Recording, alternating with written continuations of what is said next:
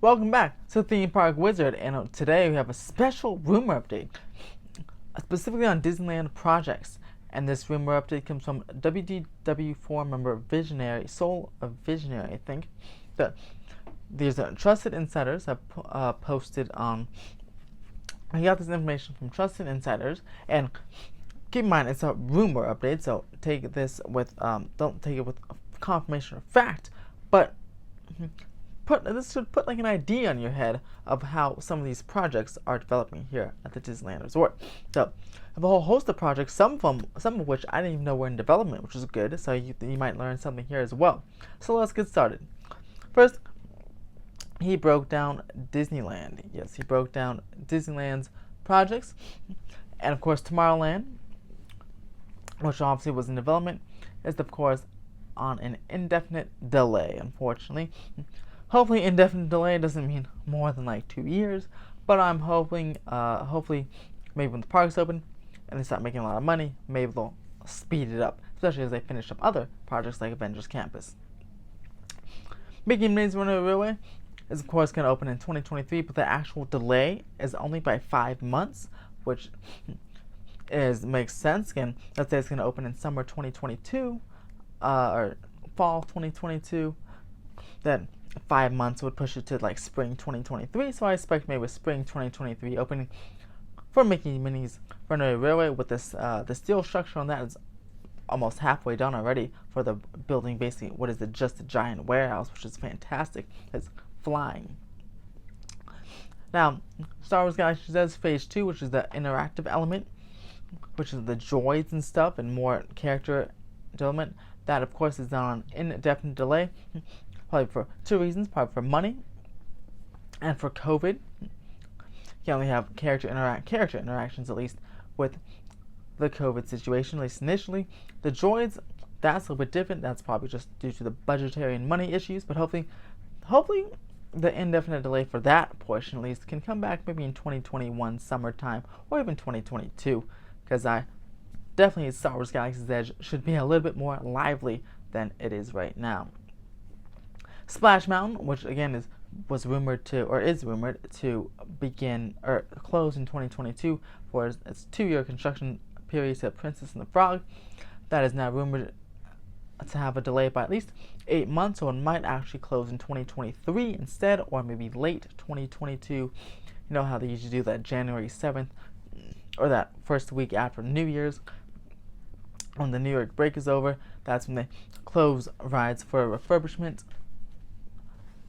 So I feel like if they're going to do that to Splash Mountain in January, then maybe Splash Mountains will still close in 2022, but instead in the fall, or about August, September time frame. Maybe I want to get a little cooler start of the Halloween time in 2022.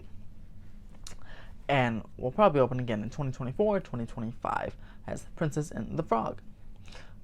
That's it for Disneyland, but switching over to DCA, we have Marvel, and this is one of my favorite parts of this rumor update, and I really hope this is part of everything. I really hope this is true. That Marvel, of course, everything is happening. The Avengers Campus, the original Avengers Campus is under construction. That just had an 8-month delay. So if you say the 8-month delay is from the closure period in, let's say, March, that means 3 plus 8 is November. So expect maybe a November opening timeline, which is actually the new rumored timeline, a rumored opening date for Disneyland, November 6th for the holidays. So expect maybe Marvel to open up around then. But he also said that all of it is happening. All of it, including the e-ticket. And the e-ticket's also delayed by 8 months. The start of construction for that will be delayed by the same 8 months, which is very, very cool to me. I was really hoping the Marvel e-ticket would be, under construction or still happening instead of indefinitely delayed. So I hope that, again, out of this entire rumor update, I hope that part is true, because it just looks super cool. So, and I really think DCA and Marvel need it. Moving on, World of Color wasn't scheduled, I guess, to get some enhancements. I don't know if it's going to be a new show, or maybe some maintenance enhancements we don't even notice, or maybe just some visual enhancements, maybe like projection mapping or something that we do notice, but those enhancements are on an indefinite delay. Obviously, for two reasons: for budget and for COVID, because shows won't really be happening, at least for the first few months of Disneyland's reopening. Looks like they're happening in Florida though, so maybe we'll get them sooner than we think. Definitely in 2021. I say maybe by summer we can hopefully have some shows, and maybe World of Color will get enhancements for their villain when the World of Color Villainous returns, then a year from now. And of course, the Hollywood backlot that the Vice President of California Adventure teased a few months ago, that is on an indefinite delay. But that's also kind of good, because hopefully that gives them, I don't know what they're planning, but I hope it gives them extra time to plan something very, very good for the Hollywoodland expansion or whatever they want to do with the backlot. Hopefully it gives them extra time with this indefinite delay to really blow us out of the water, to draw some more people over to California Adventure and really make it a star, even more of a star park than it is. And actually, same thing with the Tomorrowland redo. I don't know if they're planning with the Tomorrowland redo, but the indefinite delay may be a good, like a blessing in disguise. So it really they can really plan something that will blow our socks off and will really make Tomorrowland the same beauty it was when it opened way back when in 1955. And moving on to the resort property now, Disneyland Hotel. The DVC expansion is still happening. It's just delayed also by 8 months. That seems to be the magic number, delaying things by 8 months. And this next thing, though, is accelerated. It's the only thing on the list that has been accelerated. They probably accelerated because they're shifting budgets around. The Frontier Tower refurb has been accelerated by 6 months. That's a long time. It's been accelerated by half a year, so that's good. Makes the most sense, of course. People staying in your hotel and you don't want it to be under construction, so you want to shift some funds from a delayed or indefinitely delayed project, shift it over to the Frontier Tower refurb, get that refurb done, so it's ready for guests to stay when the hotels and parks eventually do reopen. And lastly here, Paradise Pier Hotel. I personally wasn't aware of this project. I heard maybe something about it, but I thought it was just a sentence. I didn't know there was a concrete plan. But apparently, there's a concrete plan for the Paradise Pier Hotel refurb / reimagining. So I don't know if reimagining meant demolish the hotel potentially, or just maybe make it a new definitely a new theme. And it makes sense they were gonna want to reimagine or refurb it, because obviously Paradise Pier is Pixar Pier, so it doesn't make sense. But I'm totally in favor of demolishing the hotel, maybe rebuilding from the ground up.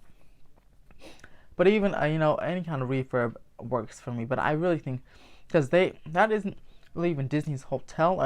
It is Disney's hotel, but they bought an existing hotel and just refurbed it. They renovated it and made it their own. It was not Disney didn't build it up from the ground like they did with the Disneyland Hotel and the Grand Californian. So it's not like a star quality Disneyland resort hotel. So that's why I'd be full in favor of demoing, knocking that thing down, and putting in something more appropriate for the Pixar Pier Paradise Park vibe and Disney vibe, especially if you're going to charge premium rates. It is the cheapest of the Disneyland hotels, but it's still like $300, $400 starting a night, which is, I can go to a brand new townhome inn and suites that's beautiful right down the street from my hotel, or from my house, that they just built across the freeway from me, and stay there for about $180 a night. And that's brand new, just opened just about a month ago, and much more modern than the Paradise Pier